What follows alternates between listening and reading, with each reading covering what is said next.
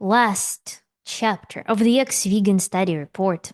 And this video will be particularly interesting to watch if you already know the context, the health outcomes that people experienced due to veganism, and then after quitting veganism that were discussed in the previous video post on my channel or in the playlist ex-vegan study. Because today we're going to discuss actually the foundation of health, one of the pillars of health, which is food. And I designed this survey for my ex-vegan study to actually encompass all food groups and frequency of their consumption for the participants, such that we can design the representative vegan diet that leads to detrimental health effects based on the entries from our participants.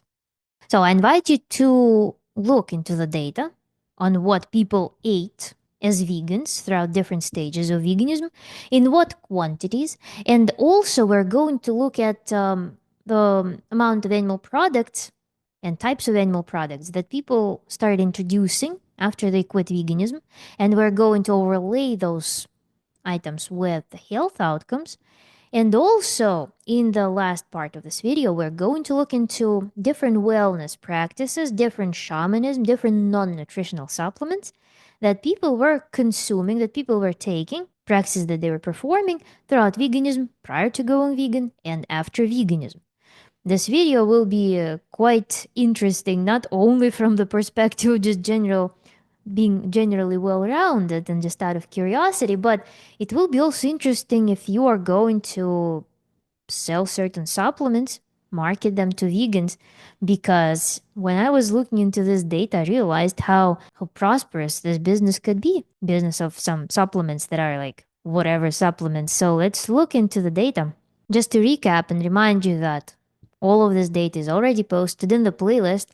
We've already seen demographic data, diet history, nutrition quality assessment, and perceived diet quality assessment. These are all chapters from the part 1 in the playlist. Then diet and lifestyle relationship, experience of quitting veganism, nutritional supplements and deficiencies, health symptoms and conditions. All of these are separate videos. And now we're going to see the exact food lists and wellness procedures. As always, I would like to show you how the survey part was designed, what the participants saw. How to read the data in this section. Participants were asked to pick how much of each food item, in total 475 total items, including animal products, were presented on the table, they were consuming with which frequency. So in this drop-down menu, I had such entries like, I ate this food more than daily. I ate this food daily. I ate this food several times, 2 times a week, 2-3 times a week. I was eating this food once a week, then 2 times a month, and once a month, then several times a year, or once a year already is irrelevant. But I converted these responses into servings per week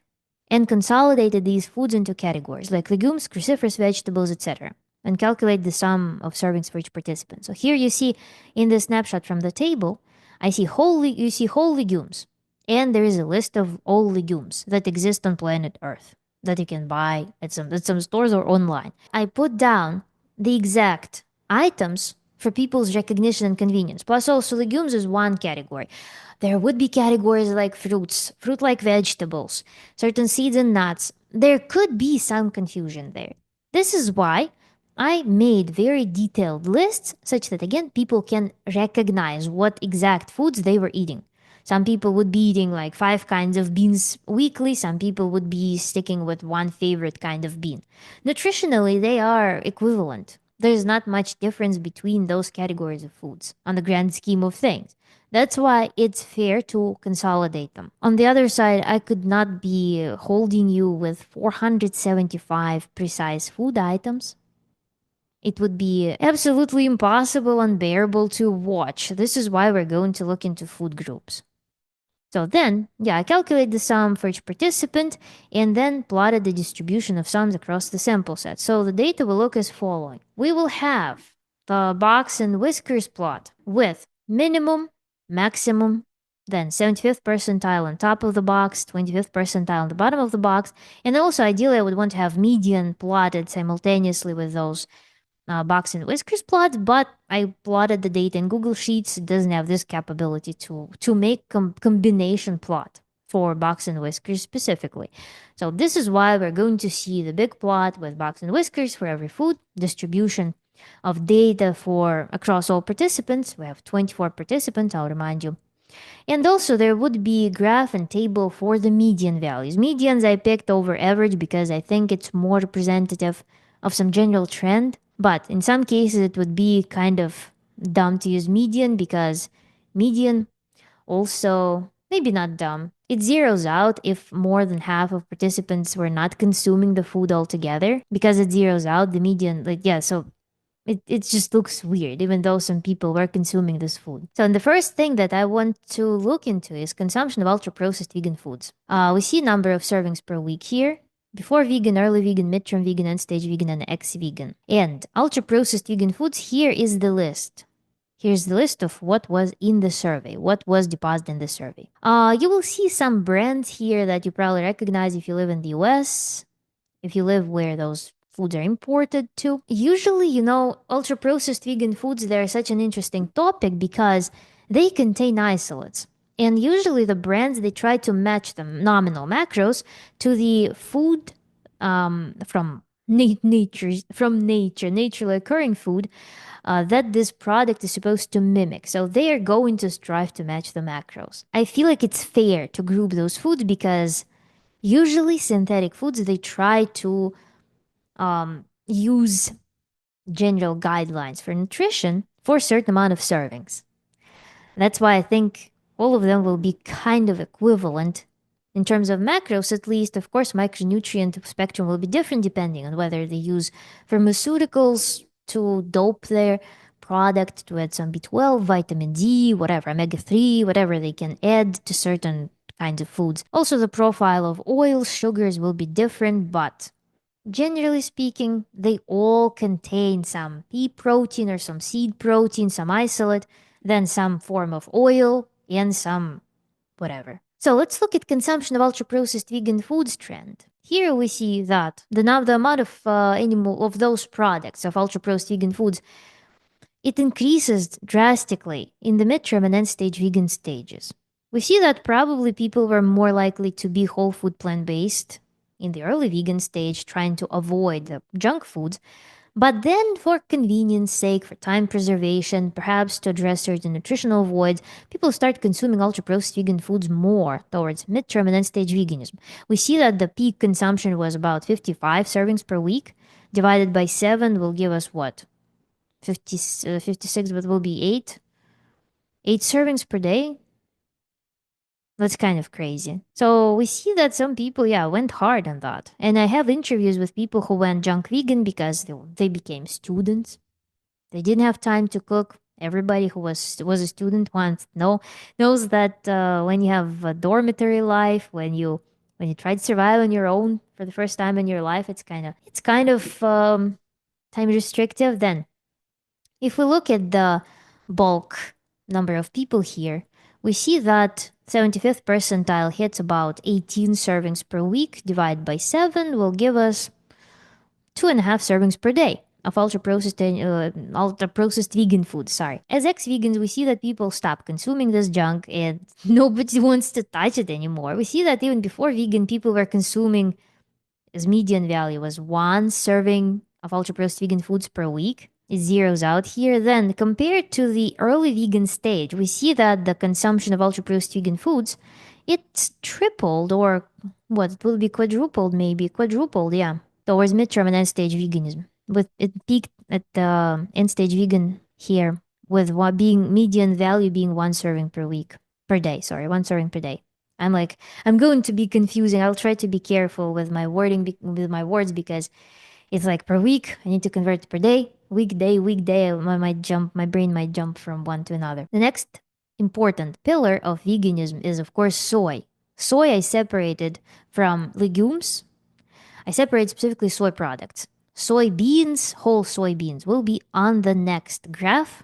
Soy products are different a little bit because they're extruded. They are probably more bioavailable. Without shell, when you remove all the mechanical anti-nutrients, it's probably better absorbed, the nutrients from soy. Soy is very important because It possesses unique nutritional profile from all the other vegan foods. I would say that soy is one of the big pillars of veganism because it contains choline. It's one of the only sources of choline, a decent source of choline in a vegan diet. Without it, you will be 99% deficient in choline. Here, the products that were included under the category of soy products are extra firm tofu, silken tofu, tempeh, soy isolate protein, textured soy protein, soy flour, soy curd, soy milk, miso, soy sauce, and the like. And no, soy sauce is a funny one, perhaps, but still included it. The serving of soy sauce is pretty small. If we look at the consumption of soy, we see that as ex-vegans, people also don't consume as much of it. It's also record low after quitting veganism. Even though prior to going vegan, people were consuming some soy. What we see here is that consumption of soy, it peaks in the midterm veganism, but overall, it's fairly steady across the entire vegan term for most people. So we see that the peak consumption in one participant was 4 servings a day, so 28 per week, 4 servings of soy products. And we see that median value is 1 serving per day, as midterm and end stage vegans people are consuming. So yeah, people were quite mindful about doing that. Again, not for every participant, of course. We had fruitarians, we had people who are more in like raw vegan diets. Nevertheless, people were consuming decent amount of soy, at least some soy, perhaps nutritionally relevant amount of soy. Now let's look at legumes. Legumes is something that we typically associate with veganism, with plant-based diets. It's funny how acutely toxic plant became a staple of healthy, what's considered healthy diet. Here I highlighted soybeans. Soybeans are as beans, as actual bean. You take a bean and you boil it. That's what soybeans represent here.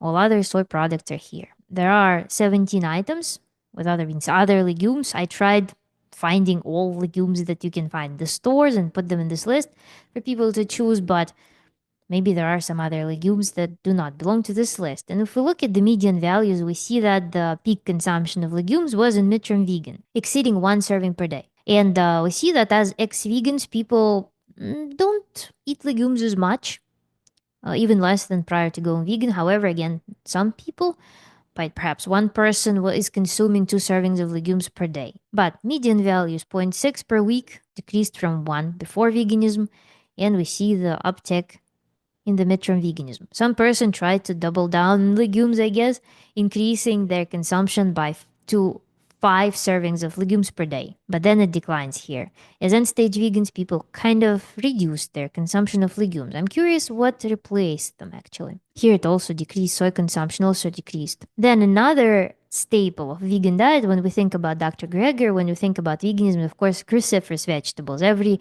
vegan MD swears by cruciferous vegetables, naming them as the most important, the most health promoting food on the planet. After, of course, acutely toxic legume. So, consumption of cruciferous vegetables that include 24 items, including arugula, for example, including kale, broccoli, of course. We see that the peak consumption for one person was achieved at 50 servings per week, which puts us at 7 servings per day. This is where I would be actually. If these products, they do not relate to my diet whatsoever because they're antagonists of my diet, my body's preferences. Except maybe I ate lentil sprouts. That's what I was doing, and lentil pasta in my last year of my raw veganism. Cruciferous vegetables I was consuming a lot. In total, I was consuming a couple of pounds probably of green roughage as a salad, as raw vegan every day. So this is something that's on par with my consumption, perhaps across the entire term of veganism. Didn't help, as you can see, midterm vegans and end stage vegans are consuming the most of cruciferous vegetables, and we see significant reduction in the interest towards those in ex-vegans. So people also quit eating cruciferous vegetables after they quit veganism. Even though some people, yeah, they still do 3 servings per day, 21 per week. Salads, again, if you look at kale, arugula is fairly refreshing. I like to eat it sometimes,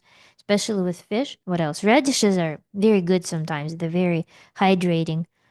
Bok choy is nice inside of some soups, perhaps. It's also very refreshing. But something like broccoli, probably not. Not for me. But yeah, we see that people, yeah, they kind of embraced this whole cruciferous vegetables craze by going vegan. And we see that still under one serving per week per day, actually was consumed throughout veganism. Maybe, guys, you should have eaten more cruciferous vegetables. Maybe that's why you failed on a vegan diet.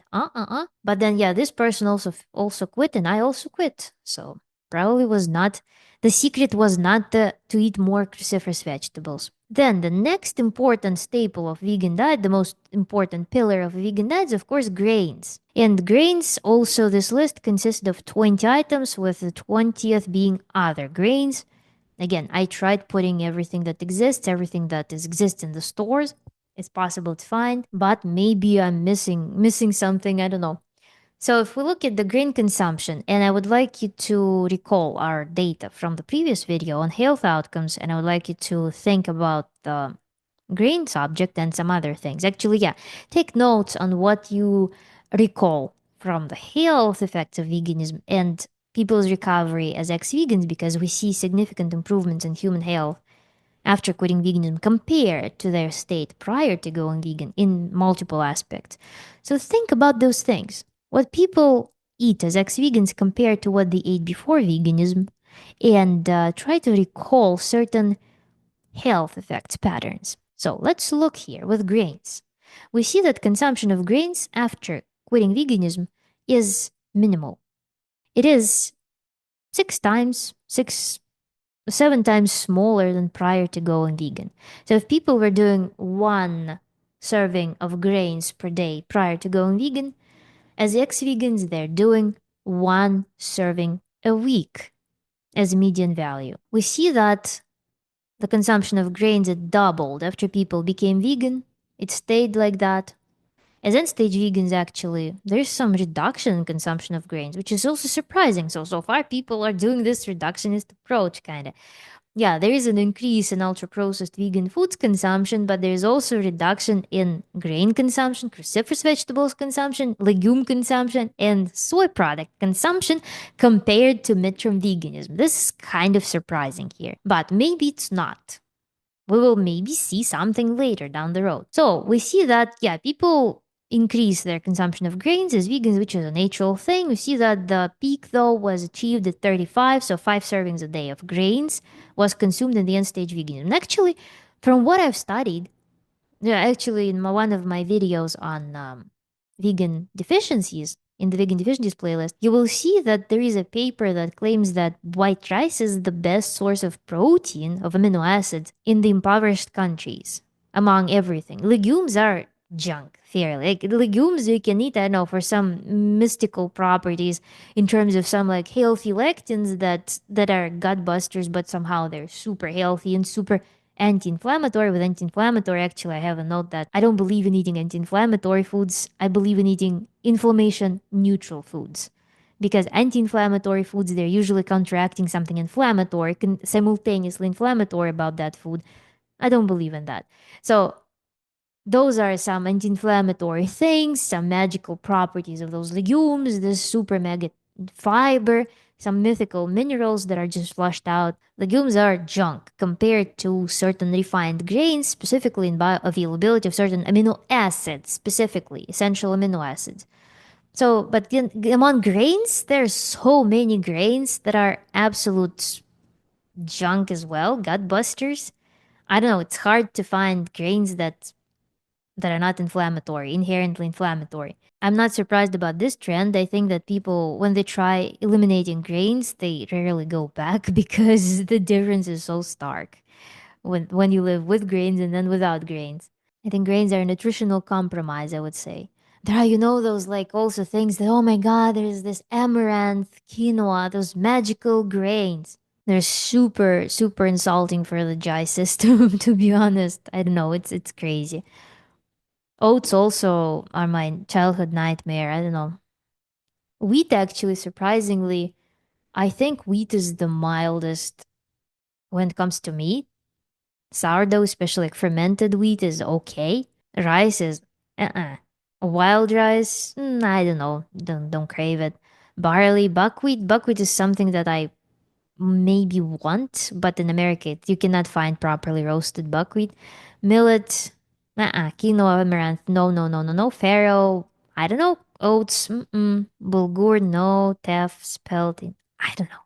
Literally nothing comes to my mind that would be appealing from this list. Then, consumption of bread and bread like products. This is another interesting data point. If we look at the median values, we see that ex vegans also consume the least bread. So people go from 10 servings per week to some reduction as vegans, and then to dropping down to one serving a week of bread after quitting veganism. So this is a trend that's so far unusual among all those plant based foods. We see that prior to going vegan, people were consuming the most bread on average. However, again, some select people were consuming more bread. As midterm vegans, we see that 4 servings a day, 28 per week of bread, somebody was consuming. But yeah, the general trend here is that there's wider distribution among early vegans. And yeah, the reduction to 1 a week. This is interesting, isn't it? Again, think about the health outcomes that people observed after quitting veganism and this data point. Now, the next one is consumption of nuts. Nuts are also considered as nutrition powerhouses for vegans, and it is not surprising that we see the huge uptick of nut consumption in the midterm veganism, in general throughout veganism. We see that prior to going vegan and after veganism, people were eating comparable amount of nuts. But yeah, so we see this notable increase in the midterm and end stage vegans of nut consumption. Among nuts, there was coconut, almonds, walnuts, hazelnuts, pistachios, cashews, peanuts, pine nuts, Brazil nuts, macadamia, pecans, barrel nuts, pili nuts, Spanish peanuts, chestnuts, and other. So we see that the record here was 49 servings a week, so 7 servings a day in early vegans, and then 42, so 6 servings per day in midterm vegans. These are record values. I could relate to them probably because as a raw vegan, I was consuming a lot of nuts. I was consuming several Brazil nuts in the morning. Then I was consuming nuts. It was just my casual snack. I was consuming walnuts as part of my sushi. I was consuming, like, I was just snacking on almonds and hazelnuts. I would buy several boxes of nuts per week. A lot of times they were gross because nuts without shell, they go rancid. So you eat oxidized plant oils pretty much when you eat nuts. But they were the pillar of my nutrition, actually. I felt full. I felt very satisfied because of nuts. Again, I didn't comment anything on bread. I ate bread prior to going vegan, and I quit as a vegan, and then as ex-vegan, I don't eat bread either. Grains also I ate before vegan diet. I did eat grains throughout veganism except for sprouted green buckwheat, and as ex-vegan, I also abstained from grains. So here is something that I can actually present my data point here and overlay my data, my raw vegan data, my raw vegan experience with the experience of other people and other diets. I would be somewhere like here on this plot. Then consumption of seeds. Here we have flax, chia, hemp, sunflower, pumpkin, sesame, poppy, and psyllium, and other nuts. And we see also that before going vegan and after quitting veganism, we see that the median values are 0, so barely anyone eats any seeds. Outside of veganism, seeds become again the foundation sometimes of vegan diet. If you're a follower of healthy vegan diet, then you of course eat a lot of flax and chia. We actually will look into them separately soon. I plotted them outside of any other seed because those are the source of omega-3. Hemp seeds, I personally consumed what, 4 servings? What 70 grams of hemp would make? Probably 4 servings of hemp per day. So it would be 28 servings. Then flax seeds, I ate 4 servings too, like 3, 4 servings of flax seeds, which would put me at 7 servings per day. And then pumpkin seeds, I would also eat like 4 servings. So I ate a ton of seeds. Actually, my diet was heavily based of seeds because pumpkin seeds are a source of complete set of amino acids. If you want decent methionine on or methionine, depending on how you like to pronounce it, the Google way or normal people way, pumpkin seeds are a good source of methionine. Flax seeds are, of course, source of omega-3. Hemp seeds are also a good source, presumably good source. It's not. They're not. There was paper published recently in the recent years that analyzed hemp seeds and that declared that it has so much phytic acids that everything that hemp contains is pretty much waste, pretty much useless. But hemp, yeah, nominally it contains very good amino acid profile. That's why I added them in my diet as a staple. I was eating them every single morning because I had hemp-based porridge that was supposed to, in combination with pumpkin seeds, provide me very good amount of essential amino acids. Flax was also added there as a source of omega-3 on top of hemp seeds. So I would be probably outside of this graph, would probably throw it off even higher here because seeds were very foundational in my diet, but didn't work as well.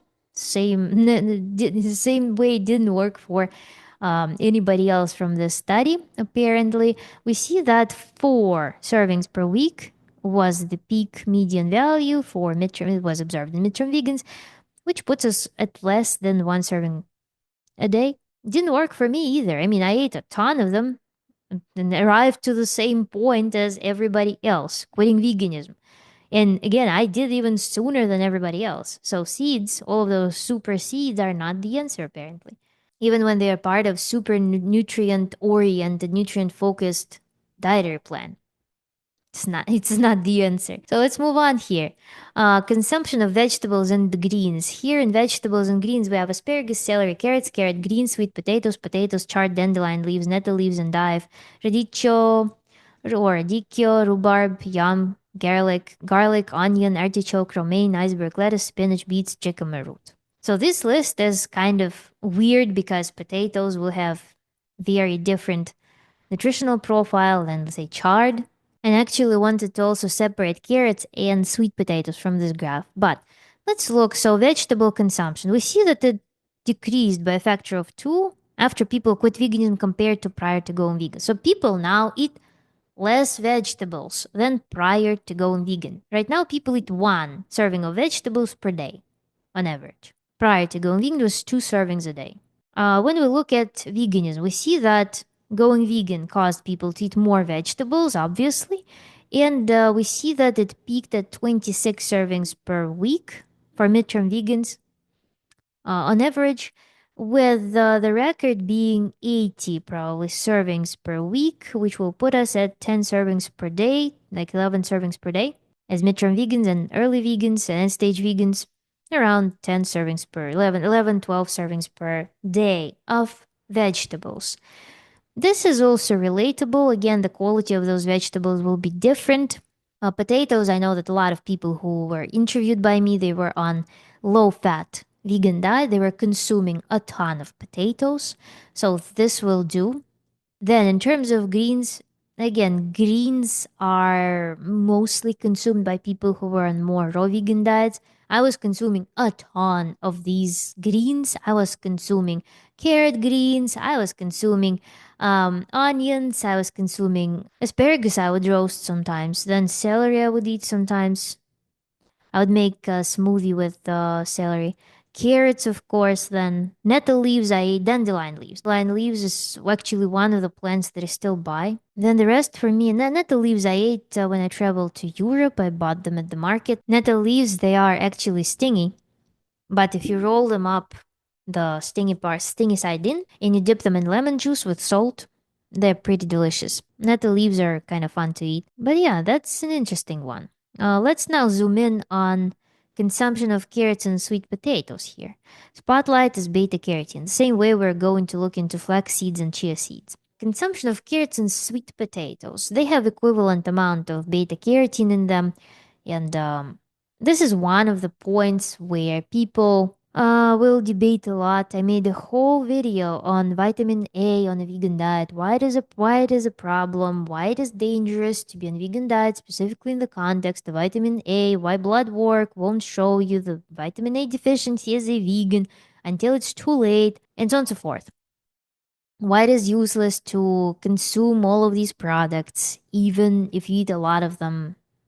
Please watch that video instead of 1,000 words here. So if we look at the consumption of those products, we see that people are consuming half a serving per day on average, 4 servings maximum per week. As ex-vegans, people consume the least carrots and sweet potatoes, and then followed by before vegan stage, and then awareness of sweet potatoes, of course. With all the blue zones, it increases, but again, you can only eat so much of them, I guess. The sweet potatoes and carrots, they're kind of an essential part of a vegan diet, if we could correct something in those people's diets, would probably advise them to eat more of those foods to possibly prevent vitamin A deficiency with higher probability, but I don't know how it would work. Yeah, sweet potatoes probably would be the best source, but then sweet potatoes, I personally can't eat them all the time. I don't know. There's something about them is so repulsive over time.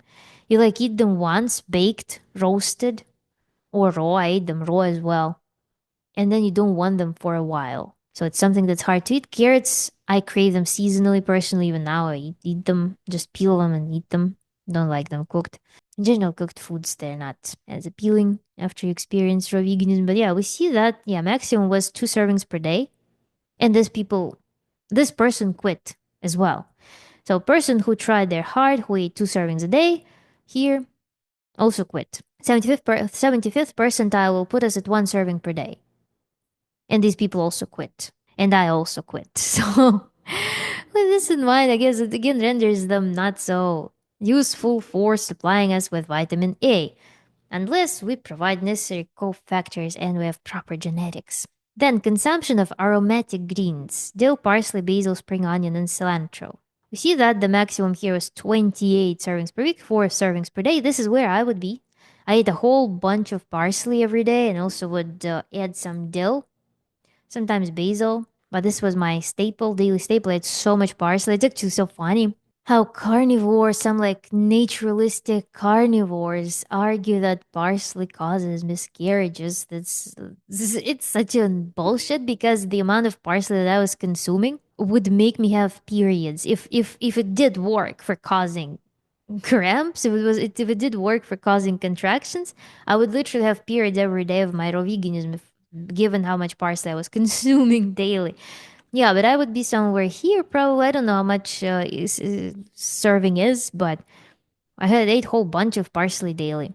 We see that people, yeah, eat the least again. Parsley or all those aromatic greens is ex-vegans, but then they were not really keen on that in general. So if we compare the consumption of aromatic greens to every other food group, we see that it's pretty minimal among people. I guess it's like sprinkle of aromatic herbs and some microscopic amounts. But yeah, nevertheless, there were people who were consuming a lot, and I was consuming a lot, and it didn't help either. So again, consumption of aromatic greens apparently is not the solution for staying vegan successfully for eternity. And now we're going to see consumption of fruits, berries, and fruit-like vegetables. Here I have a long list of 36 items, and dates are included here as well. It's funny. And we see that number of servings per week peaks at 140 servings, which would put us at 20 servings per day of these items for some people in end stage veganism. We have a person who was fruitarian in the end stage of veganism. Perhaps even a couple of people attempted that. So this data point is not surprising. It's incredibly easy to score 20 servings per day of fruits, berries, and vegetables, fruit like vegetables. But if we look at the general trends here, we see that people eat fruits, berries, and fruit like vegetables more as ex vegans than prior to going vegan, slightly, as median value. And we see that the record was hit at the midterm veganism with 26 servings per week, which will put us at 3.5 servings per day of fruits, vegetables, fruit like vegetables, and berries. And then, yeah, we have this fruitarian experiment going on here. If I was to relate to this graph, I of course ate cucumbers, I ate some tomatoes when they were in season, when I could find good ones. Sweet peppers I ate absolutely every single day, one big bell pepper. Then I ate also apples when they were good. Then I ate avocado, one avocado every day, one or two sometimes. Then I ate dates. I ate these ones were seasonal. Then I ate sweet cherries when I could find them as well. I ate frozen. Olives I was eating, then pears, watermelons when they were seasonal. Nah, I'm not a fan of watermelons, they make me very thirsty. Melons I was buying whenever I could. Zucchini I was eating a lot in the beginning of veganism because I had spiralizer, so I was making noodles. Yeah, that's raspberries I ate every day. Wild blueberries I ate every day. I ate huge bowl of them every day, which would be several servings. It didn't work. So we're moving on.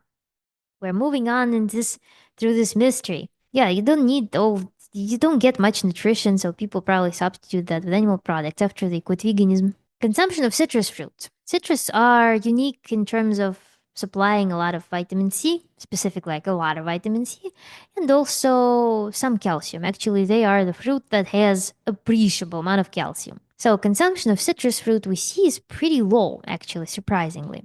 Even though the season for citrus is twice a year, it's rare that there is a season period in the year when you cannot buy fresh citrus. They're usually always there because in every country where citrus grows, they produce fruits twice a year. We see that as ex-vegans, people barely consume citrus, and we see that as early vegans, on as median value, consumption was the highest. We see slight increase in consumption of citrus fruits throughout veganism, but it only doubled, tripled compared to prior to going vegan. We see that maximum number was 12 per week, 12 servings per week, which renders it to be 2 servings, close to 2 servings per day for some people, like 1.5, 2 servings of citrus fruits per day. Overall, not a large amount actually. I was consuming citrus in pretty good quantities, pretty good amounts. Again, because of vitamin C, because of some calcium that I could get from them on top of greens, on top of seeds, nuts. Something that you find on some scam websites that tell you that there are so many excellent plant sources of calcium it's just such a nonsense. And then consumption of tropical fruits. Here we have bananas, so be mindful about that. We have bananas here, we have mangoes here, we have pineapples, we have plantains, we have kiwi, we have basically some approachable fruits, not something that you need to travel for. That's why number of servings per week is pretty high. Of course, there are freely followers that I actually interviewed, so we see that there are 7 servings per day, so 49 servings per week, 7 servings per day. And I'm assuming and think I'm very safely assuming that it is bananas and it is from my freely friends. And we see that the amount of fruits consumed, tropical fruits, increased when people switched to veganism. It increased by 8 times, 8, 9 times, and then it dropped to 0.3 servings per week for ex-vegans. In total, maximum was 1 serving per day of tropical fruits among vegans. However, again, we have those outliers who were freely followers. We see also that the 75th percentile would be at 12 servings per week, which will make it 1.5 servings per day. So nothing particularly striking here. And again, we can totally explain those peak points here. Then consumption of sweets and treats. Here is an extensive list of 53 items, with the last one being other candy bars. Sweets and treats were actually consumed quite abundantly by our participants, and we see that the least amount of sweets and treats is consumed after they quit veganism. Prior to going vegan, they were consuming the most sweets and treats. And the peak consumption, the consumption of sweets and treats increased on average during midterm and end stage vegan phases, which is not surprising too because people started having starvation attacks, hunger attacks. So this is not surprising. Also, some vegan schools of thought, they kind of encourage people to consume more sugar because sugar is very, very healthy and natural to consume in copious amounts, isn't it? So we see that consumption of sweets, it dropped on average to 6.2, so 1 serving a day, and then it doubled to 1.5 servings per day, sweets and treats. You can pause the video and zoom in to see what was offered here as sweets and treats. But there were vegan and ordinary options such that people can choose. For example, they were eating vegan brownies as vegans and then they switched to normal brownies as ex-vegans. So there will be a distinction between the two. Then consumption of dried fruits. Actually, I didn't comment on this tropical fruits. I was consuming 1 banana a day. With my breakfast with hemp seeds, I made this porridge with banana, hemp, flax, Brazil nuts, and pumpkin seeds, and cacao powder. So this is where I would be here. My consumption of tropical fruits sometimes would have of course, mango is a part of sale. I probably would buy like 3, 4, 5 mangoes per week, and then I would also buy pineapple whenever I was lucky, kiwi when they're in season. So I was consuming quite a bit. Didn't help. Now we're going to consumption of dry fruits. Here I have raisins, dried apricots, prunes, dried mango, and dried bananas, and other. We see that again there is a person who was consuming 3 servings of dried fruits per day. 21 per week. We see that it's probably, I would assume, it's probably safe to assume that it was fruitarian participant, but maybe not. Maybe there was somebody else. We see that this trend kind of is increasing. So whoever was eating a lot of dried fruits probably was having an increased rate of consumption. We see that as ex-vegans, people barely eat dried fruits. Prior to going vegan, there was slightly more, but they were not too popular. Actually, people are not too keen on them. As it turns out, a lot of people actually experience dental damage, tooth damage as vegans, but it was completely unrelated to that. So a lot of people, they were not eating all of this thing. Here in fruits, we have dates. This contributes, of course. Yeah, okay. Maybe dates were here. Maybe I should have separated that. They're not effectively dried fruits. They're relatively fresh. People were not eating as much of this sticky sweet stuff, which again, grains are super sticky and they are sweet. Should amylase hit them, they just turn into glucose. Grains are effective. Grains, starches, when they stick to the teeth, they act exactly like these items. And then the next plot will be quite interesting. Also, please focus on our observations of health improvements. Here we have oil consumption. We see that people gave up on consuming oils as ex vegans. So, whatever school of thought people are following, it's pretty homogenous, and the health effects are also, perhaps they're also related to abstinence from this interesting item as plant oil. Here we have olive, sunflower, sesame, soy, avocado, canola, grapeseed, apricot, and flax and hemp seed. With flax and hemp seeds being absolutely not popular among the participants, other oils were far more used. And we see that people go from up to 5 servings of oil per day down to up to 2 servings of oil per day, with medians being 9.2 prior to going vegan, then 7 throughout veganism, and 1 serving of oil per week post veganism. So this is an interesting trend. So what we observed so far was that people start abstaining from grains and plant oils. And of course, legumes as well, seeds as well. So we have no grains or less grains, less oils, significantly less oils, significantly less grains, significantly less bread, significantly less legumes, and no seeds. So we have all of those nutritional factors drastically changed in participants' diets. So they might also be correlated with health effects that they observe. But again, those items, it's very hard to be a sustainable vegan without those items. Even though, again, I don't know, I was sustainable vegan. I mean, I ate seeds. Without seeds, it's probably really difficult. I don't know. Then the next food group is mushrooms. Consumption of mushrooms we see also decreased dramatically when people quit veganism. So it decreased by tenfold, even compared to prior to going vegan. Maximum here was 2 servings per day of mushrooms as midterm vegans. But then, yeah, people start eating them less and less. Also, another thing is that, interestingly, people as end-stage vegans, there are also modifications to the diet that people perform. I see that consumption of a lot of types of foods and fruits and everything, it kind of decreases in end-stage veganism. So we see that, yeah, the consumption of mushrooms significantly dropped in end-stage veganism, even though we hear that, mushrooms are a great source of vitamin D and B12. Just let them suntan and enjoy this mega bioavailable vitamin D as a vegan, right? Now people eat barely any mushrooms. Then another one is fermented foods. Fermented foods were separated, so if you eat cabbage and eat sauerkraut or kimchi, then it's separate food group because fermented foods we consume for specific properties. We know that sauerkraut will contain some K2. Then it will contain, what will it contain? I don't know. It's just different kind of foods. That's why I separated them from like coconut kefir from coconut water, then fermented cucumbers from cucumbers and such. Because they're kind of probiotic, they're also considered superfoods, super mega extra foods. I was consuming a ton of fermented foods. That's actually where a lot of my budget went because I ate a ton of sauerkraut. I ate a ton of coconut kefir, drank it.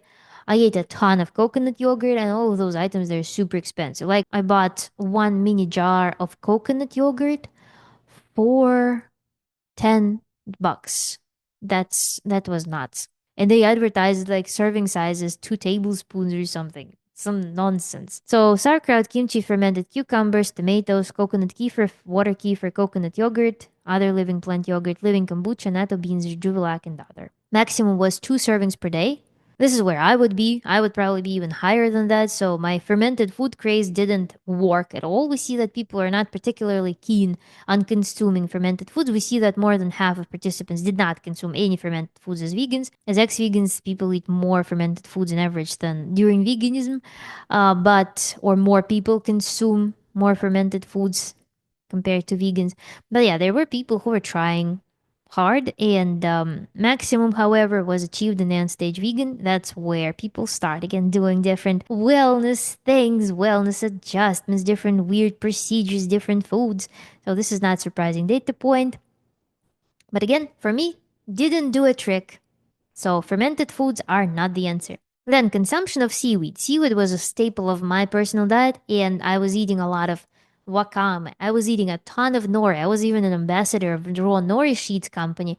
Actually, I still have an affiliate program with them, so if you want to buy raw nori sheets, please use the link in the description. So, consumption of seaweed, we have nori, kelp, fermented kelp, dulse, sea, Irish moss, kombu, wakame, bladderwrack, sea grapes, and other seaweeds. We see that some enthusiasts were consuming 3 servings of seaweeds per day. I would be even higher than that. So, again, seaweed didn't do the trick. I was consuming probably 2 servings of wakame, and also I would top them up when I had wakame. Like I was alternate like weeks. I would also top it up with nori sheets, like crushed nori sheets. Then I also had fermented kelp. Oh my god, this I still crave. I still love it. But Irish moss, sea moss is a scam. I don't know. I don't trust it. We see that people were not so keen on eating seaweed. If we look at the median values, they're pretty small. If we divide them by 7, it's 0.1 serving a day, point something, point zero something. Maximum here, yeah, is again 3 servings. Some people were enthusiasts for seaweed. Then here we have 4 servings a week maximum, like in this 75th percentile. So it will be also less than a serving a day. I don't know. People were not so keen on seaweed. But again, given me in the context, you see, these are people who were on the vegan diet for many, many years. And this is where the value of this study is, because people were saying, oh, you were a vegan, you don't know how to be vegan, you don't know how to vegan, basically. Nobody knows. Hello. I am here, like peeking at all of those plots with all those mega superfoods. I had really, really good job that I could afford to eat all of those superfoods, those mega foods. It didn't do the trick. Yeah, nobody watched the video with what I was eating. I mean, nobody cared. They just wanted to exploit the labels and their judgment. But I'm showing you, people were not even doing that, and they stayed vegan for some limited amount of time. You can approach it in different ways. It still doesn't work. Had people on a variety of different diets participating in the study, had people who were on the vegan diet for anywhere from 9 months to 15 plus years, with majority being on vegan diet for over 5 years, from 5 to 10 plus. And it still didn't do the trick. And what I'm showing here is that including more of those superfoods also didn't do the trick. Did not. Then, if we look at the spotlight here, omega-3 consumption of flax and chia seeds, we have very little consumption of those seeds. For omega-3 purposes, for LA form, we have 2 servings per day, maximum 14 servings per week here. I was consuming far more than that of flax seeds and hemp seeds for omega-3, walnuts. It did not do the trick. For these people, it did not do the trick. For people who are eating 1 serving per day, well, close to 1 serving per day, it did not do the trick. For this plot, I consolidated flax and chia seeds, and I plotted this data. That's how I generated it. But consumption of those seeds, it did not do the trick. It did not. You can eat as much of them. It will not help. You'll just get some cyanide in your system if you digest flax seeds. It's nonsense. Nonsense diet. Then, sprouts. We have here some people were actually eating 3 servings of sprouts per day. Here, I would actually be, especially probably midterm vegan. I started sprouting lentils, black lentils. They were pretty actually good. I hated the breath afterwards, because the aftertaste and breath after lentils is like, I don't know how to describe it. It's very bizarre. The eating them is much better than boiled lentils, actually. I liked sprouts better. It just takes a lot of work to prepare them, which I was committing to throughout my midterm veganism. We see here that some people are, 3 servings per day. This is where I would be probably also with my lentils. And then this person was doing 2 servings per day. Then some people were doing less, probably half a serving per day on average here. So it's nothing. Nutritionally irrelevant. Nutritionally relevant, it becomes only here. I was eating 100 grams of lentil sprouts for quite a bit of time. Then I switched to boiled lentils because it was easier. I could eat more, and so on. But here, we see that in the end stage veganism, actually, this is where median value goes above zero. Again, not particularly representative value, but we can still use it probably. Sex vegans, before vegans, people were not eating sprouts for the most part. We see one person eats 1 serving of sprouts per day. Now I want to show you something interesting. So, what people cheated with. So, I had actually an option when in the drop down menu for vegans to pick certain non vegan foods. Here we have the list of non-vegan foods participants cheated with. And here we have eggs, dairy, chicken, fish, and processed meat, and non-vegan treats. And on the y-axis we have percent participants. So we see that third of our participants cheated with eggs, quarter with dairy, then non-vegan treats. People cheated, like over 50% of our participants cheated with non-vegan treats throughout veganism. Then one participant cheated with chicken, one with processed meat, and then 4 people cheated with fish. But an important distinction here is that cheating, in quotes, with pure animal products happened in the end stage veganism or pregnancy. So these values of third, quarter, and with fish here, this is where people already started. The question was worded when people identified as vegans, or while people consider themselves vegan, they cheated with those food items. So your identity is vegan, you're not quitting veganism, you're moving on with veganism, so it's a singular event. Or again, some people made a deal with themselves that this is going to be their pregnancy thing, that they eat eggs. So they denote it like that. But sweets were, however, consumed throughout veganism. So when I was looking at the data, it was quite scattered. So people were eating donuts, raw honey, Bounty candy bar, Milky Way candy bar, Three Musketeers, ice cream, milk chocolate, brownies, sugar cookies, and butter croissants.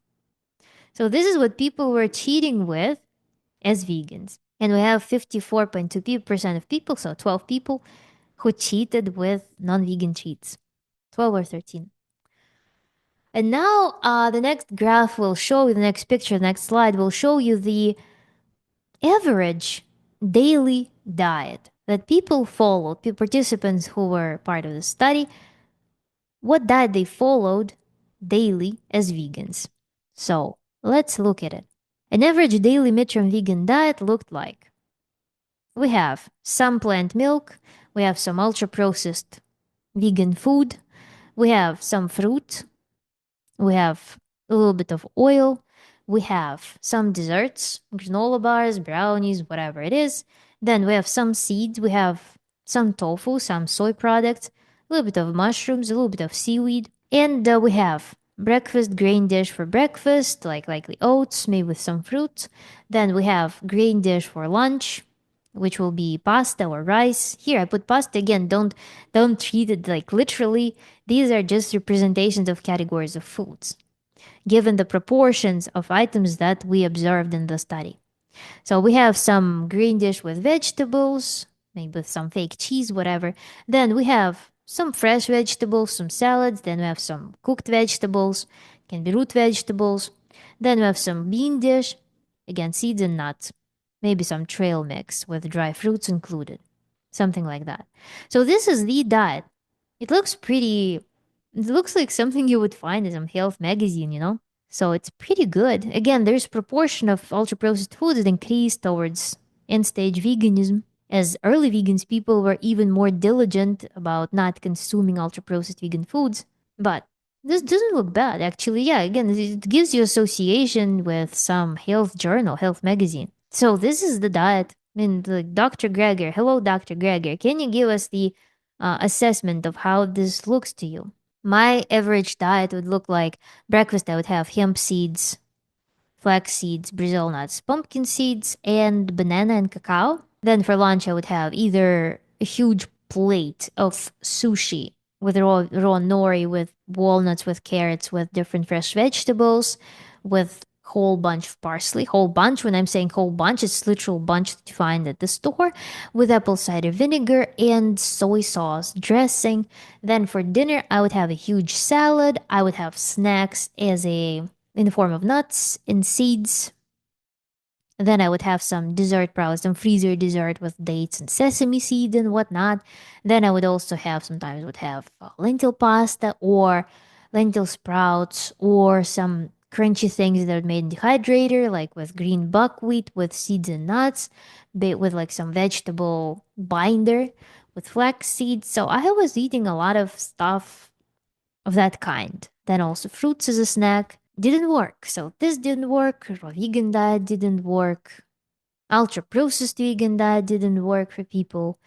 Freely diet didn't work. Dr. What a McDougall diet didn't work. Fruitarianism didn't work. Miracle, it's a mystery. And now we're going to look at the consumption of animal products. So when people quit veganism, what they are eating now. I plotted here number of servings per week and different categories of products. So I have eggs, dairy, bird meat, seafood, and co, which is I put there. I consolidated seafood with with snail meat, and I think it's escargot, right? And also there was some other weird thing that people consume. Then red meat, processed meat, organs, and body parts, which includes bone broth here, joints. Then animal fat. Animal fat being like tallow or lard, something that you buy at the jar. So here we have full list and includes a ton of items from animal kingdom, but there are a lot of them are similar. So if we look now at median values for each category here, we see that people consume dairy the most, with it peaks at like 49 servings per week, making it 7 servings per day of dairy. On average, it's close to 4 servings of dairy per day. Then 1 serving of eggs per day as median value. And then people eat less so of different other kinds of meat and meat derivatives. And if we look now at the approximate like snapshot of what people eat per day in terms of animal products, we have something like this. So yeah, dairy dominated, then there is some processed meat, then there's some organ meat, then there's some poultry or bird meat, some red meat, some seafood, some butter, eggs, animal fat, more dairy. And this is bone broth. Bone broth being again one of the not so unpopular themes among people.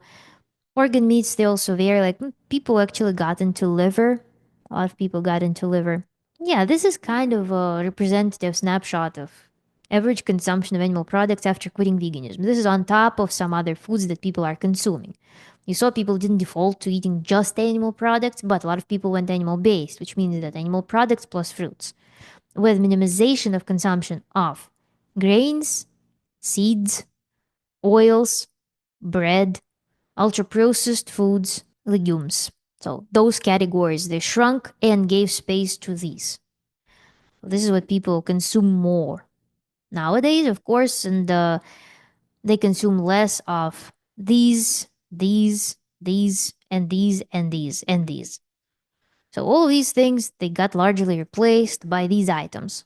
Even though, again, a lot of people there on omnivore diet, they still consume some plant foods, including and prioritizing fruits, fruit-like vegetables, and berries. And now I would like to recap the health outcomes of each diet if we compare this to this plus some plant foods. If we look at the end stage veganism, so where this diet, this beautiful health magazine diet brought us, we see these symptoms. These are with same scale, such you can qualitatively see this plot. We see here symptoms: fatigue, flatulence, short-term memory issues, depression, period pain, loss of collagen, heart palpitation, sleepiness, irritability, caries, difficulty formulating phrases, excessive hair loss, food sensitivities, gum inflammation, tooth sensitivity, frequent cold and flu, difficulty sleeping, loss of libido, joint discomfort, joint pain, difficulty speaking. These symptoms were prevalent among our participants when they followed something like this, plus also, of course, there are people on fruitarian diets and whatever. But this is, again, some representative whole food vegan diet with some addition of junk vegan foods. And considering the amount of sweets that people are consuming, and considering the amount of soy that they were consuming, again, addressing choline needs and possibly hitting some extra essential amino acids. When we look at the diet that includes these, has less grains, considerably less oils in general, considerably less grains, considerably less bread, considerably less legumes, considerably less soy, considerably less ultra processed vegan foods, none of them. Almost no soy, almost no legumes, no seeds, no oils, very little grains, very little bread. We suddenly arrive to this when we introduce also these foods, when we replace all of those with animal products.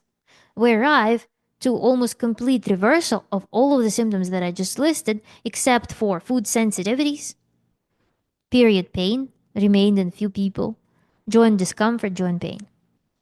And then there are some singular events, people having certain symptoms.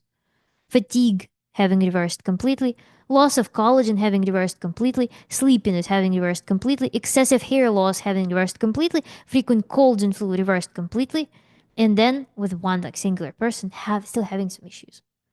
But we see that this health magazine, health food, health nutrition magazine diet, it leads to these and inclusion of these products and substitution of certain staples of what's considered healthy diet by those health magazines with animal products leads to reversal of above mentioned symptoms. And notably, being a raw vegan, being on very well calculated high fat, low sugar raw vegan diet didn't help compared to this diet, for example. Being grain free didn't help. Maximizing omega 3 from plant sources did not help.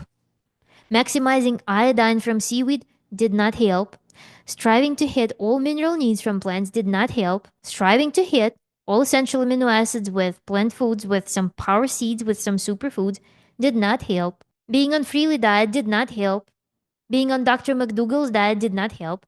Being on medical medium did not help. Being fruitarian did not help. Being on junk vegan diet did not help. People still quit, even if they didn't report these symptoms. They still all of these symptoms, I mean. They still had some of these symptoms and they quit. It did not help. The key is elimination of animal products. That's it. There is no proper vegan diet. It does not exist. The only reason why vegan diet fails is because it eliminates animal products. That's it. There's no other reason.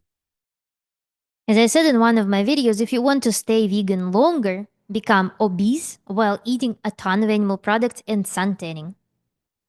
Make sure to eat organ meats as well throughout that preparation. Spend like a year eating heavily animal based, gain a ton of fat at the same time. I don't know how, but again, maybe bread will help you. And that will make you stay vegan longer.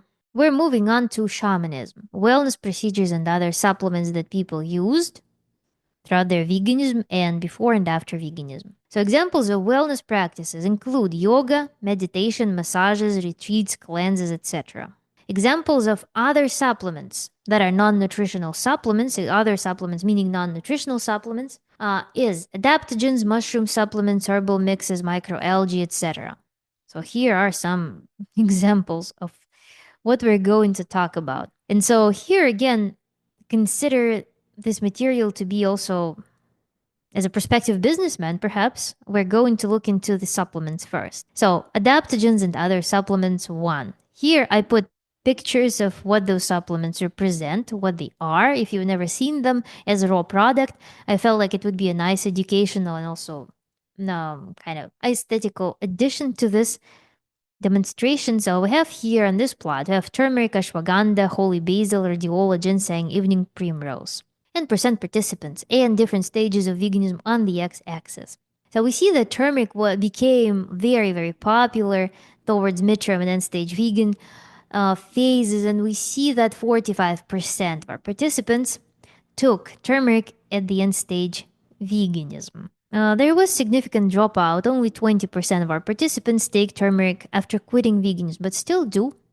Maybe people try to keep their blood less viscous. Maybe they're trying to battle some inflammation. Then ashwagandha, despite it being kind of notorious among vegans and wellness community, we see that it was not so popular. 14% of people were taking ashwagandha in the midterm and end stage veganism. Then we see that there is also ginseng spiked at the end stage veganism, became interesting towards midterm veganism. Then Also holy basil. So people do get into those things as vegans. Actually, you see, the interest, the interest towards those things, it increases throughout veganism. People were not so keen on that before going vegan.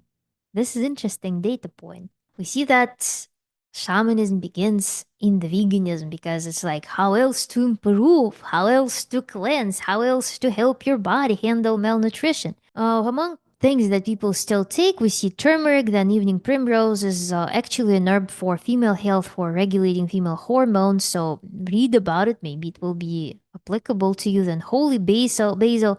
One person takes holy basil after quitting veganism, then no one takes ginseng anymore. No one takes radioli anymore. So let's move on to the next slide. Adaptogens and other supplements too. Here we have maca powder, ginkgo, garlic extract, ginger extract, St. John's wort, and echinacea. Echinacea was taken prior to going vegan and then less so throughout veganism and was least interesting among early vegans and as ex-vegans, with one person taking it. So there is an uptick of maca supplementation. I have no idea what maca does. When I tried reading about its nutritional profile, it's pretty bleak. But we see that 22% of people got into it as midterm vegans, and then less people were taking it as end stage vegans. Then another, if we look at the character of curve, we see that ginkgo, boom, one person started taking it for whatever reason. Echinacea started being taken by one extra person in the midterm and end stage veganism. With, if you remember our previous video on health outcomes, we see that there was some problem with immunity status of people in veganism. Then St. John's wort. We see one person started taking end stage veganism. St. John's wort is actually an interesting one. It's a sedative herb, so it's for calming. It's like tranquilizing herb. I think if I'm not, I know all these herbs in Russian pretty well because in every pharmacy you can buy them separately. They're not like teas. They're considered medicinal herbs, so you can go to actual pharmacy like you see in Europe and get them. Then we see garlic extract. Two people were taking garlic extract as end stage vegans.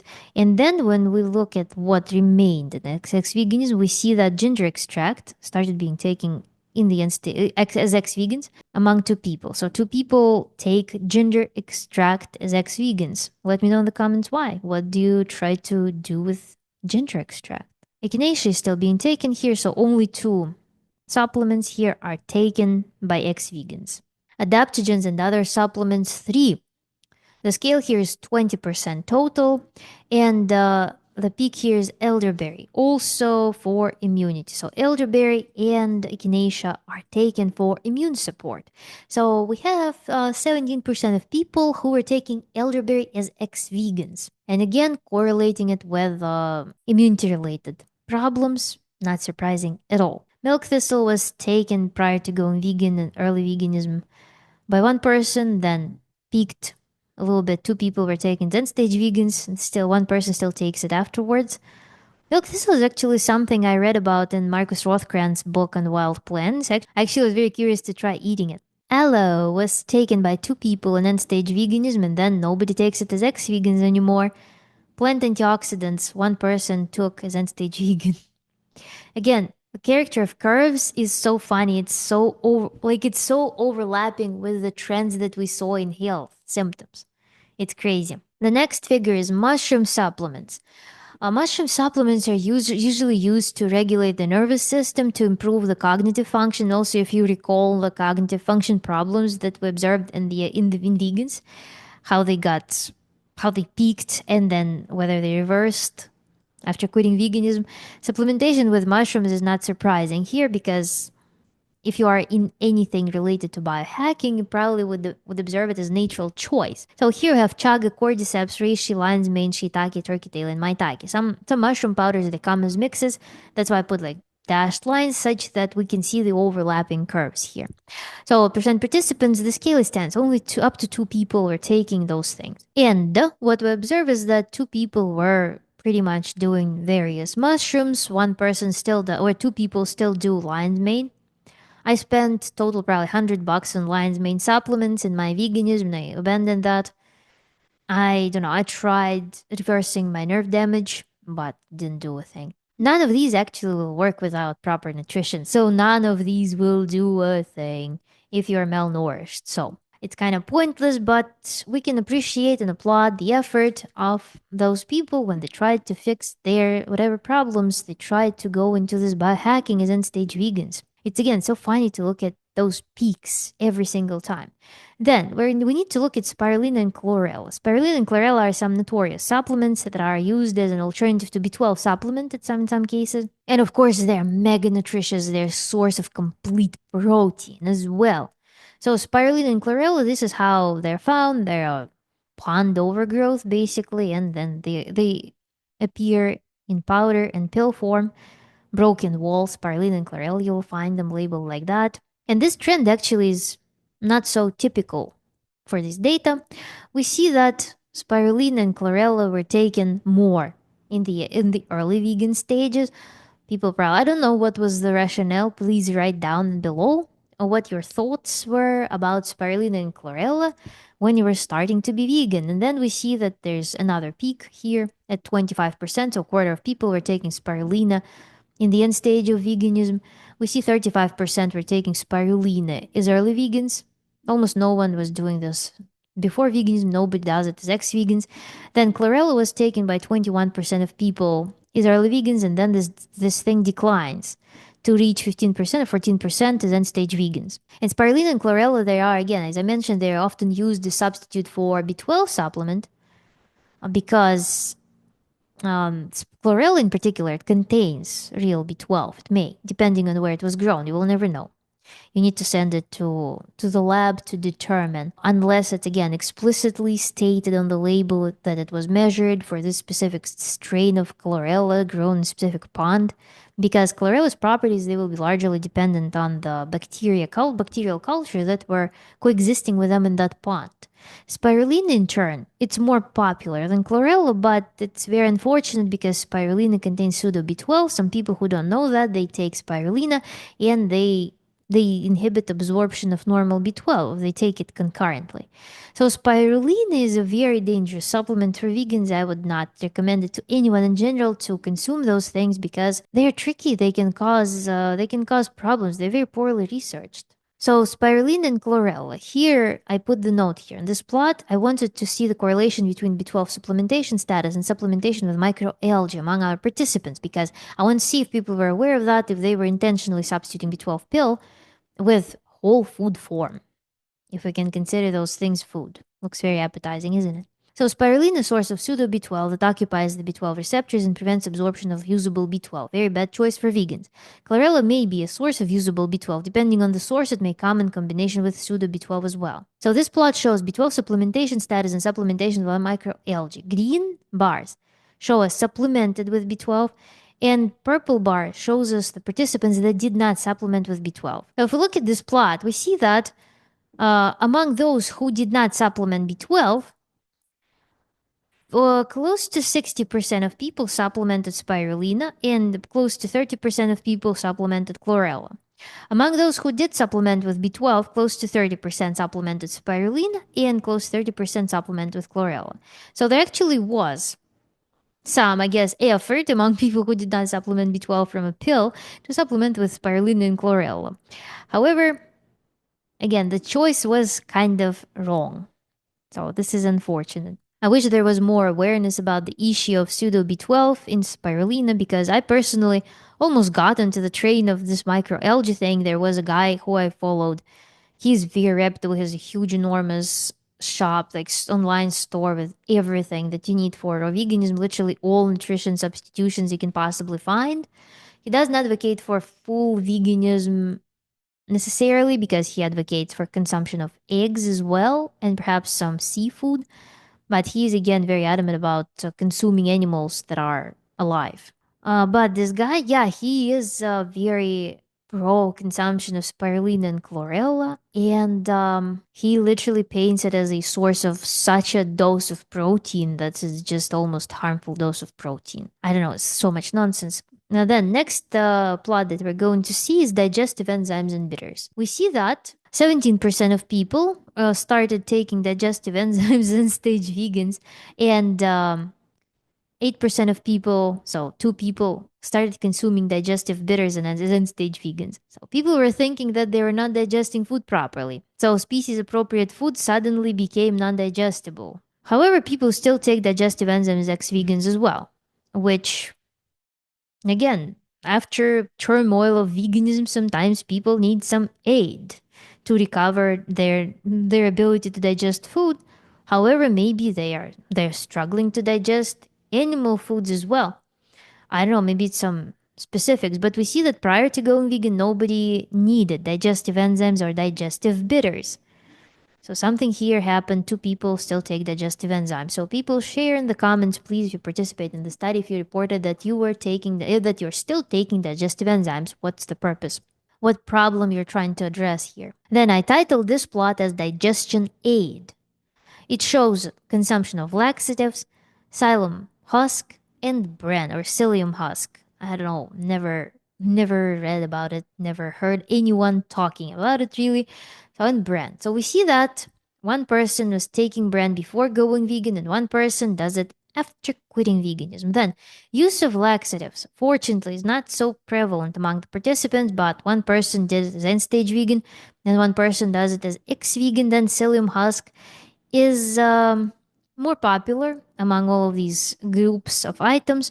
We see that one person did it prior to going vegan, one person does it as ex vegan, and then we see that 14% of people did it as end stage vegans as well. So there is some incentive, some idea to take it in the end stage of veganism. That was in 3 people. So it was not really popular category of supplements, digestion aid, which I'm very happy about because this can screw people up, big deal. Like especially abuse of all of those things. Then there is no logic in grouping these two together. I just was going item by item trying to save real estate for no particular reason. I just like when there are 2 curves on the plot as opposed to one because one curve usually looks so lonely. So colloidal silver and green smoothie powders. The red line is green smoothie powders, blue is colloidal silver. Colloidal silver is a very sketchy supplement. One person used it as early vegan, nobody used it before after that. Then green smoothie powders, however, were in the fifth of our participants. On average, peaking at the end stage of veganism, suddenly going vegan made people realize that they needed green smoothie powders, and we had 17 to 22% of people taking green smoothie powders as vegans. Nobody did before veganism or after veganism. 17 is like 4 or 5 people here with green smoothie powders. Apparently didn't work. Then use of sorbents. These are typically used for like as a part of protocol for mucoid plaque expulsion, for heavy metal detox, for just any detox. So I suggested bentonite and activated charcoal here. We see that again there's an uptick of these things during veganism, not surprisingly. We see activated charcoal was used by 3 people, as midterm vegans. Then we see bentonite started being used by a couple of people, midterm and end stage vegan. Activated charcoal is still used by one person after quitting veganism. It's fairly harmless, I guess. Then parasite cleanses and homeopathy. I grouped them because they are equally questioned by the medical community. I guess that was the logic. So parasite cleanses, 3 people did parasite cleanses in the end stage of veganism. Please share in the comments what you observed through those. Nobody did them prior to that, or as ex-vegans, midterm vegans did it. Then homeopathy was used by in the end stage vegan by one person and then by one ex-vegan person. So homeopathy, also share in the comments what you use it for. It's always interesting to see actual people's experiences. And this is the most horrible plot that you will see. Cleanses. We have the assortment of different interesting things such as mucoid plaque expulsion, enemas, juice fast, water fast, dry fast, monofruit fast. So I'll explain what it means. Mucoid plaque expulsion is a cleanse that is multi-step.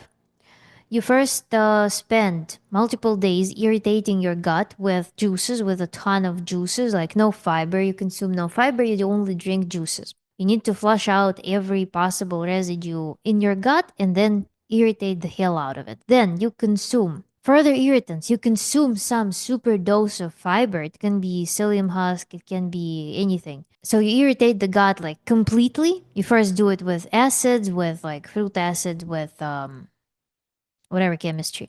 Then you take a load of bentonite. Some people also do enemas colonics. But then you take a load of bentonite, and this clay, it forms a mold of your gut and scrapes off all the irritated mucus lining from your gut.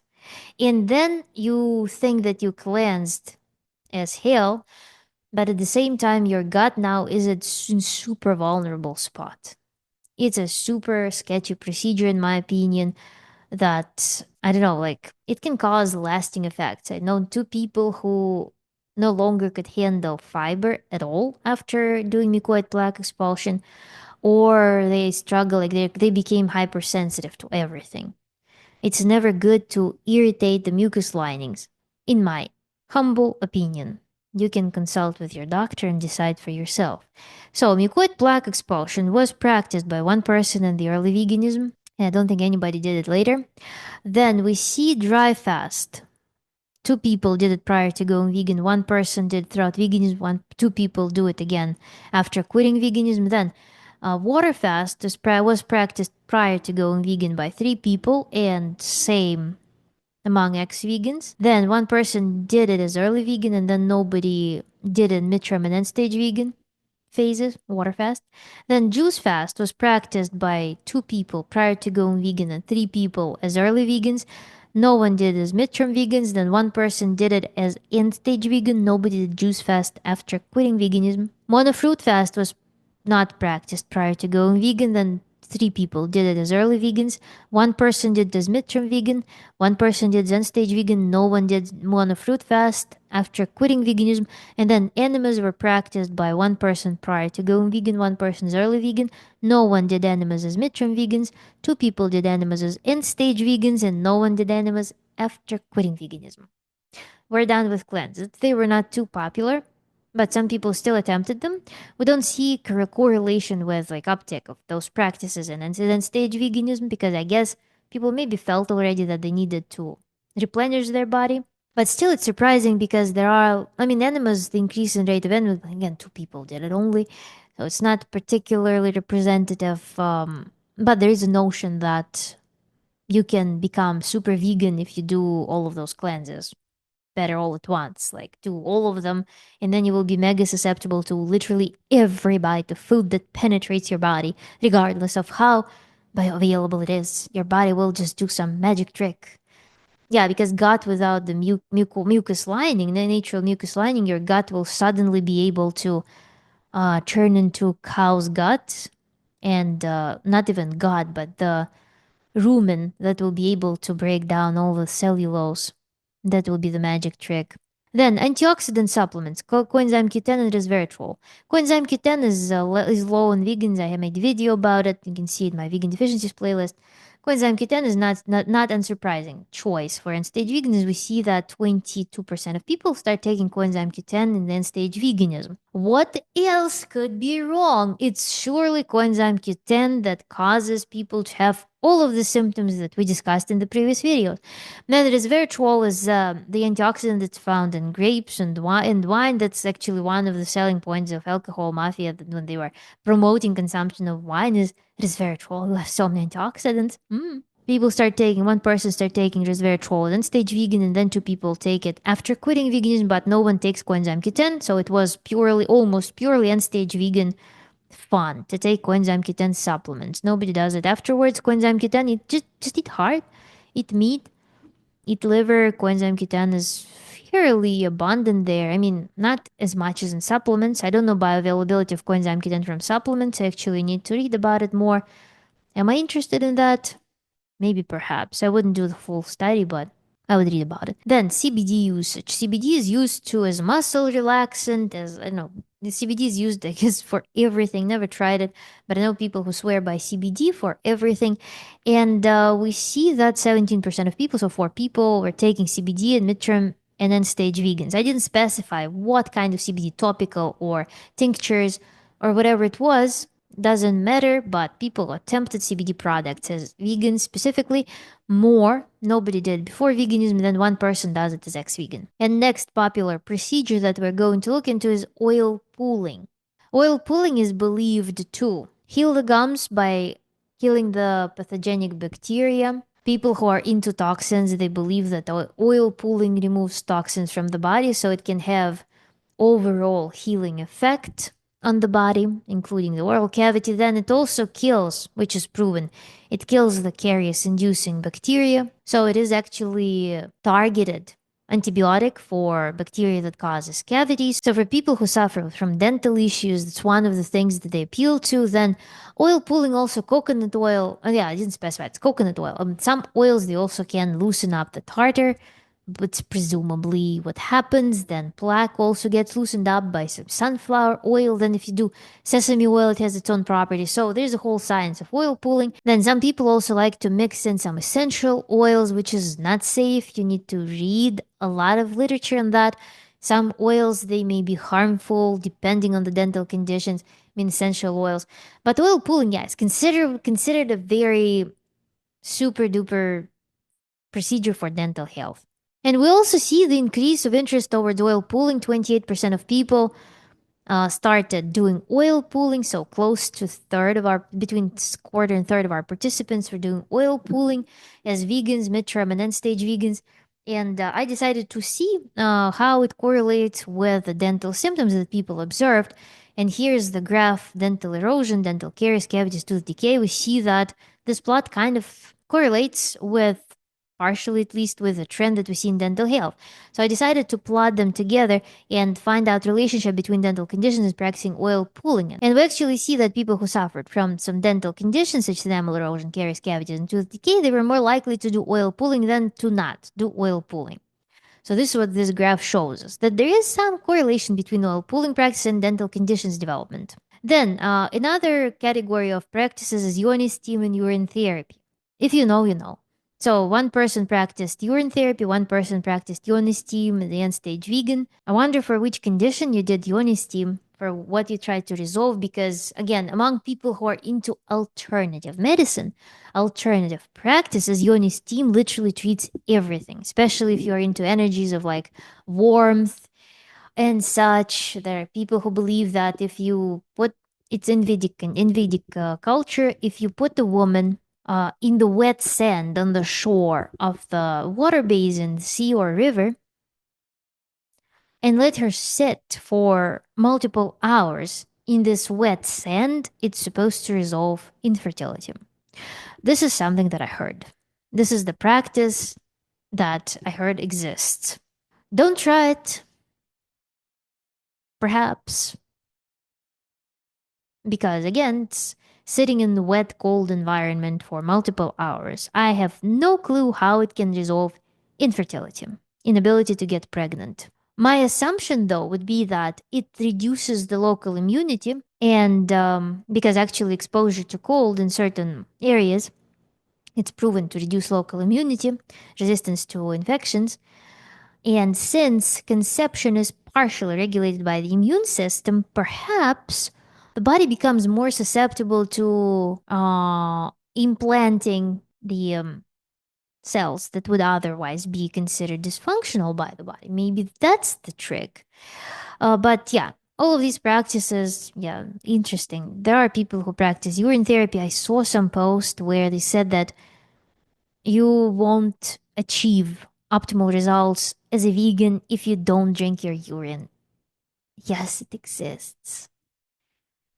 Then, acupressure, acupuncture, and massage. Acupressure is this mat. I used to swear by that thing. I could not fall asleep without it as a vegan. This is literally plastic needles that stick uniformly into your skin. They don't puncture it. They press on it very locally, very, very strongly. It's actually painful for the first few minutes, but only to become super pleasant, relaxing, and warm.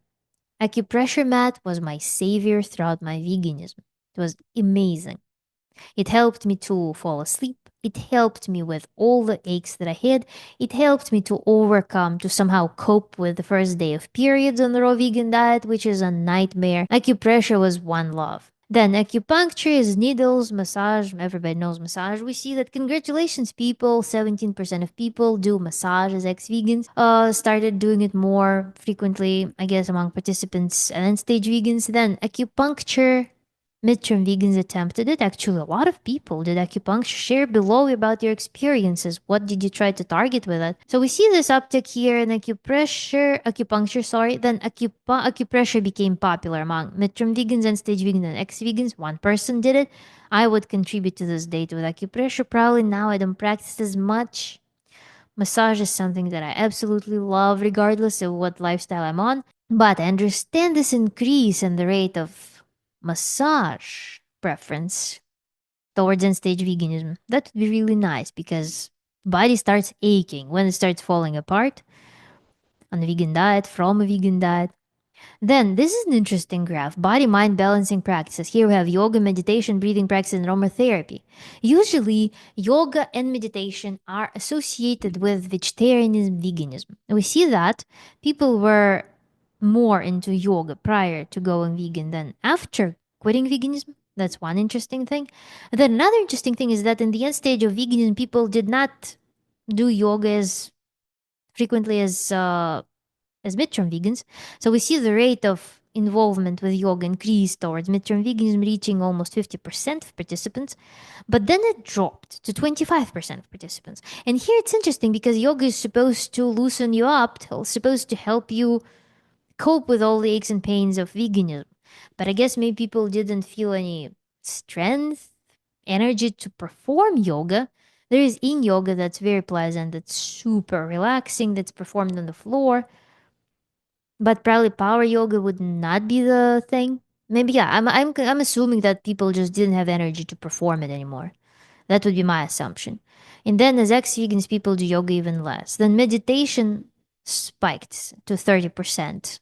Not spiked. It's still soft trend among midterm vegans. So 30% of midterm vegans were engaging in meditation. Then the rate again decreased slightly from 30 to 20%, and then decreased further among ex-vegans, 15% here, 14%. Then breathing practices also peak at midterm veganism among everything else. The rate also decreases among end-stage vegans and then further among ex-vegans. Then aromatherapy came to life of one person and stayed. Aromatherapy, actually, I would contribute to that too. I think I always had essential oils in my home. I like them so much. It's like I don't know. I don't believe that they do anything particular for the health.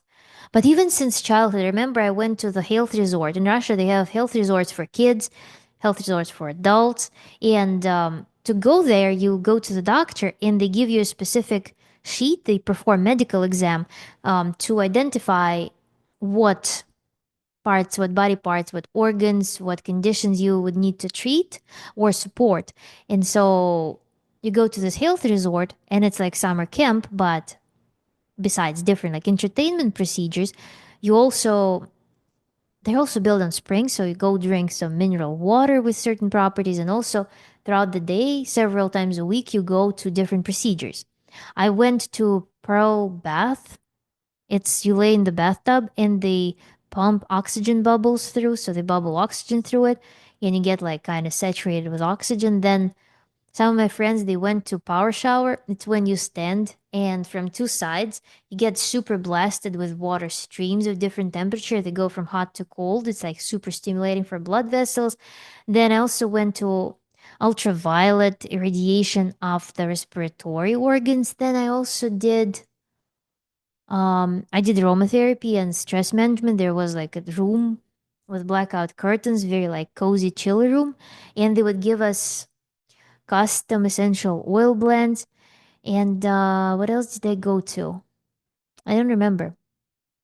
Maybe massages, maybe some magnetic therapy, magnet and or something like that. There were a lot of cool procedures. I've never seen these things happen like being popular in the US. In Russia, it's kind of common thing. So you can send your child to health resort as a form of summer camp, pretty much. So there is where I was introduced to aromatherapy. And I still remember the smell of that blend. I tried to recreate it. I'm still yet to find out how it was composed because I super loved that blend. It was part of relaxation because I was diagnosed with a lot of like nervous tension. And that's why they sent me to all those relaxation procedures, support of cardiovascular system. So that's why I was doing that. But aromatherapy, yeah, would definitely contribute to this one. Again, I don't treat it as therapy per se. I would consider to be a supplement to whatever procedures I perform, like, for example, meditation or breathing practices. That's where I would use aromatherapy for activating additional senses, so to speak. Then, dry brushing and face fitness. Dry brushing became more popular towards midterm veganism, and then after quitting veganism, face fitness also became one person started doing it as midterm vegan and one person started doing it as ex vegan. Dry brushing is considered a procedure that is detoxifying, helps to move the lymph, helps to improve the blood circulation. So 23%, 22% of people start doing dry brushing and midterm veganism. Then the rate decreased and then increased again. Probably again, Zen stage vegan, some people stopped being able to perform dry brushing. I don't know. Face fitness, I would expect more people to do face fitness because a lot of people reported that they had premature aging. So face fitness was something that I started doing as Zen stage vegan. And I mean, should I mention that it didn't work? I mean, nothing will work without proper nutrition. All of these procedures, they're supplemental. Then sauna, red light therapy, and infrared sauna. We have the rate of sauna usage increase throughout, in general, from before veganism uniformly to ex-veganism. Then red light therapy, two people started doing it as ex-vegans, but they started doing it, one person started doing it as end-stage vegan. Then infrared sauna, one person attempted the Zen stage vegan and then nobody does it anymore. Nobody did before in stage veganism. So this is another one. Infrared sauna, I don't know. If you read about any of the procedures that we discussed, any herb that we just discussed, they are the freaking answer to all of your problems. So pick any, believe in it, and ride on this beautiful placebo journey, I guess. Then the last thing that we're looking into is emotional freedom techniques and inversion therapy. Inversion therapy is when you attach your feet to some fixture, you lay on this table, and you can use your body to tilt almost vertically to achieve certain is it called traction? Can I say that? But yeah, you achieve certain stretch on your spine in the free state. So you don't grip on anything, you don't tense, don't flex any muscles. You're completely relaxed. Your feet are hooked. So those supports, and you're just free hanging pretty much. And that's supposed to release whatever spine things there are. But it's a really dangerous procedure in general. Spine stretching must be super controlled because spine likes compression. Spine doesn't like stretching. Spine doesn't like popping. The discs, they work the best when they are compressed. So that's an important note here. Inversion therapy was practiced by one person as midterm and then stage vegan again. Emotional freedom techniques were practiced by one person as midterm vegan. Tell us in the comments what freedom you achieved through these techniques. I'm not quite familiar with that. To me, emotional freedom techniques is to post isometric relaxation, for example, when you flex your entire body and then you relax. You literally contract like your entire body, your face, your shoulders, everything. Then screaming is excellent. Then some visualization practices combined with movement is something that I practice with my clients when I teach them tantric methods in particular. So there are some combination things. That's what I'm aware of. Working in combination with the body, with the voice, with all expressive tools, pretty much. This is what I would consider emotional freedom techniques. And then yeah, building the healthy patterns for emotional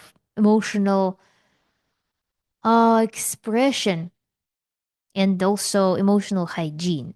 That's what I would consider emotional freedom techniques, but there is, I guess, some specific protocol for performing this particular practice that's labeled this way. But yeah, we see also that, yeah, veganism pushed people to those endeavors as well. Then we have some custom entries. So there are combined practices and supplements that I didn't list. Before veganism, so one person at chiropractor visits throughout their entire life, I guess. Then one person added blackstrap molasses throughout their veganism. Then one person did biotin as an end stage vegan.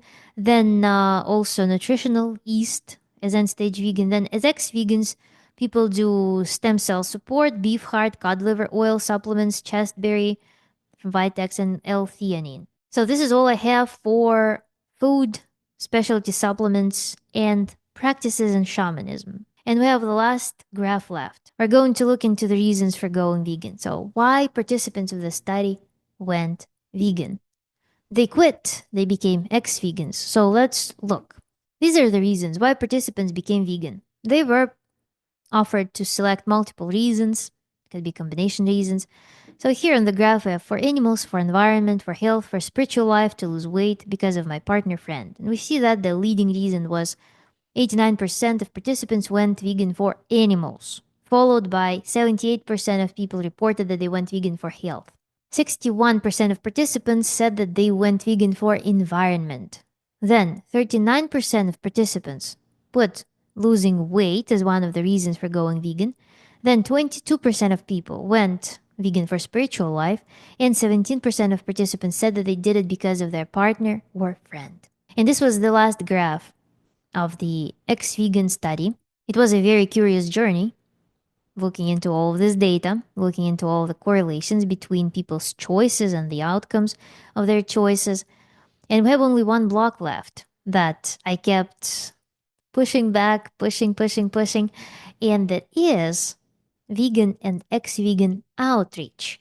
And I want to make a video on vegan marketing, on the status of, in general, vegan agenda, on vegan promotion in the media in the modern world. And I want to make it a part probably of that video because I want to see who lured people into veganism and also who helped people recover from veganism, who made people comfortable quitting. So this video will be separate because again, I could not automate those entries because they were quite custom. So people were offered to improvise, to just freestyle their responses or who influenced their decisions. So there is no consistency. There are so many influencers that I could not just provide the unified list. This is why I'm going to consolidate this data by myself. That's for 24 people. It will be some bit of work, some bit of extra work. I didn't want to combine it with this bunch of work. That's why it will be sometime later. If this is the first video that you've seen from the series, I would invite you to watch the entire series of videos on ex-vegan study because I covered very unusual topics, perhaps, that are typically overlooked, not analyzed, not discussed. I would encourage you to watch the entire playlist, of course, from start to finish, such that you know all the context of the study, including the basics such as demographics and some like dietary overview, diet history. Thank you for sticking around, and I'll see you in the next video, whatever it may be, on my channel. So please subscribe and make sure to like this video and watch all of the videos from the series and like them as well and leave your thoughtful comments. Thank you for watching, and bye.